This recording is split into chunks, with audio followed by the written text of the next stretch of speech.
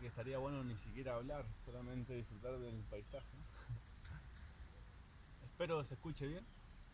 Eh, Quería hablar de una parte de la Biblia, quería dedicársela a todos mis amigos, a los que sean cristianos, a los que no sean cristianos. Simplemente lo comparto porque es lo que me nace y espero sirva para alguien. Vamos a esperar que pase el siguiente auto. Está en Génesis 1, del 1 al 4, del versículo 1 al versículo 4.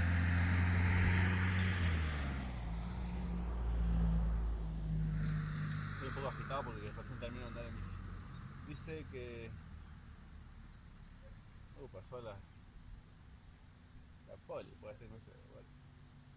Dice en el primer versículo que la tierra en el principio no tenía forma de nada y había una gran oscuridad sobre la tierra. Y yo creo que ahí directamente tenemos que parar y decir que todos hemos vivido eso, o estamos en eso tal vez, algunos. Yo no sé cuál sea la situación de cada uno, pero yo recuerdo mi pasado y sé que estaba en una oscuridad y que mi vida no tenía forma, no tenía sentido, no tenía un rumbo, no. Iba a la escuela, volví a casa, relaciones comunes con relaciones de amistades, relaciones de noviazgo tal vez, con la familia obviamente, pero no había un sentido, era vivir nada más, vivir el día, vivir la vida, pero no tenía forma. Y también había una gran oscuridad, porque lamentablemente nos guste escucharlo o no, cuando estamos en pecado, y simplemente ustedes dirán, ¿y qué es lo que es el pecado? Porque suena muy religioso. Es simplemente no obedecer a Dios, nada más.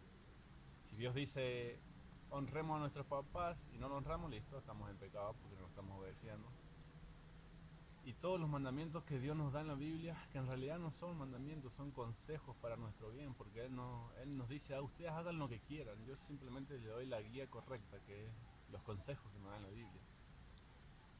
Y volviendo al tema, había gran oscuridad en mi vida y seguro que en la vida de muchos de ustedes, o pueden estar viviendo en eso también.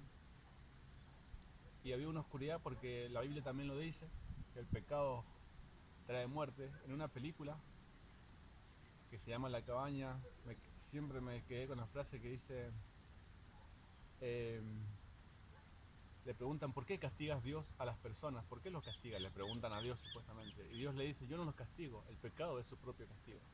O sea que cuando hacemos las cosas mal, las consecuencias de nuestras malas obras son nuestro propio castigo. Como dice esa versión o ese dicho, cosecharás tu siembra. Vamos a esperar a que pase el siguiente auto, de arriba.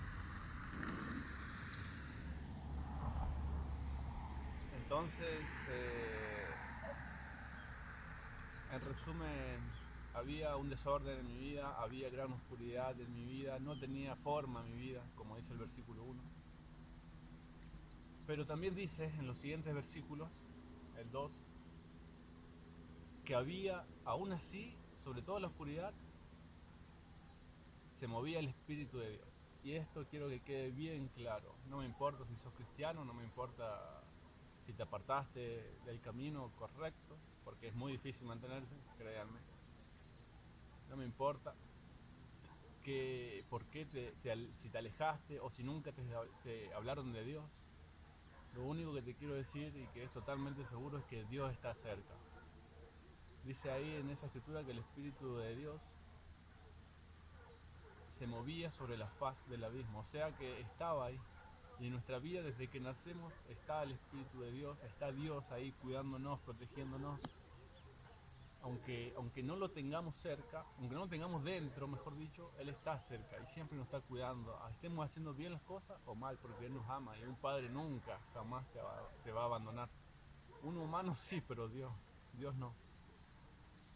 Entonces, y bueno, en eso tengo muchos ejemplos para dar, de que aun cuando yo estaba equivocado en mis caminos, Dios igual me protegió, me cuidó.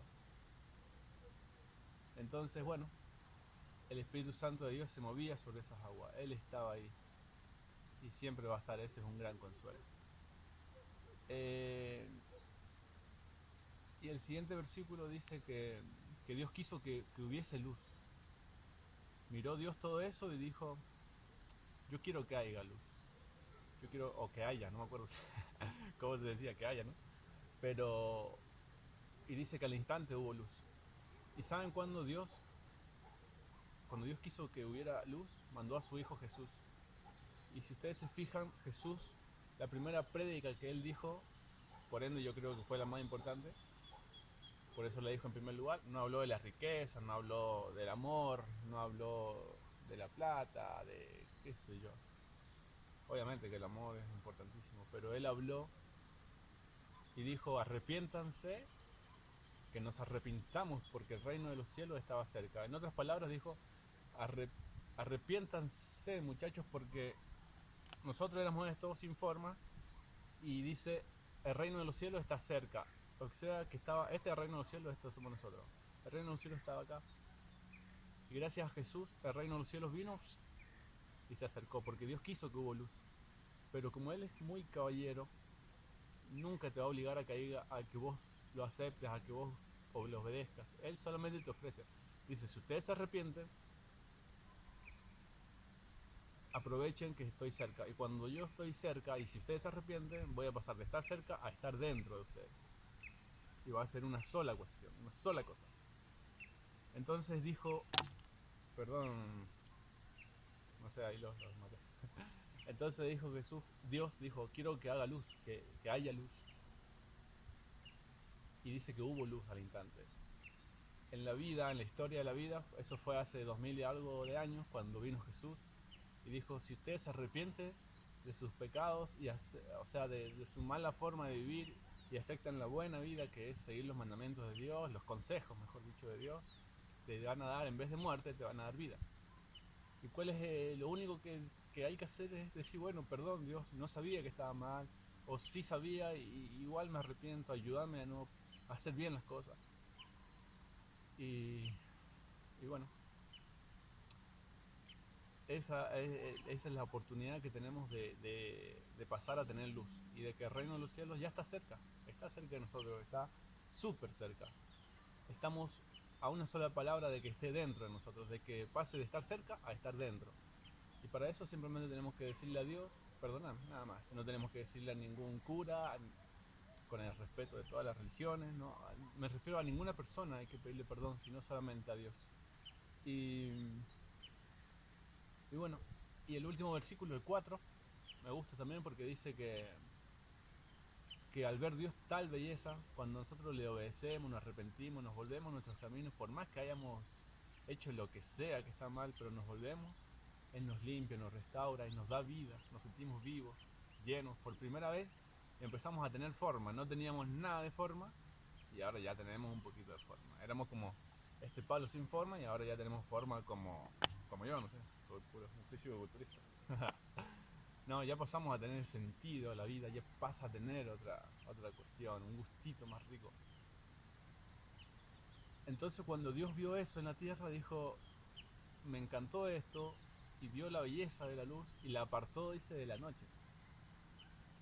Quiere decir que Dios también nos va a apartar de lo que nos hacía mal, nos va a apartar tal vez de algunas amistades que nos hacían mal, de un familiar que nos hacía mal, de unos amigos, de un trabajo, no lo sé. Pero Él nos va a apartar para que esa luz resplandezca muchísimo. Y lo último que les quiero decir, y con esto cierro, es que Dios dijo de que ese fue el primer día de la creación. Fueron 7 días, o mejor 6 en lo que trabajó Dios, el séptimo descansó, pero se tardó 6 días en hacer el mundo, de buscarle la forma y decir, bueno, listo, ya me gustó cómo quedó, el séptimo día descanso. Pero esto que yo les acabo de contar pasó todo en el primer día. Dice en el versículo 5 que ese fue el primer día. Entonces yo quiero decirles a todos que que cuando nosotros nos volvemos a Él, nos arrepentimos, volvemos a la luz, está todo perfecto, es el inicio. No quiere decir que vas a ser perfecto. Te puedes equivocar, nos equivocamos, metemos la pata, nos volvemos a tropezar. pero eso significa que Dios sigue trabajando en nosotros. Por eso no hay que bajar los brazos nunca. Hay que seguir para adelante porque Dios eh, va a seguir trabajando, así como hizo en esos días. El primero hizo eso, pero después siguió el segundo, el tercer día, hasta el séptimo día que Él logró su, su, su deseo de dejar toda la tierra hermosa. Y, y eso es lo que quiero decir por último, de que sigamos en los caminos de Dios, aunque cueste, aunque nos equivoquemos, aunque fallemos. No somos perfectos, no se trata de ser perfectos. La iglesia es donde las peores personas tienen que estar en las iglesias.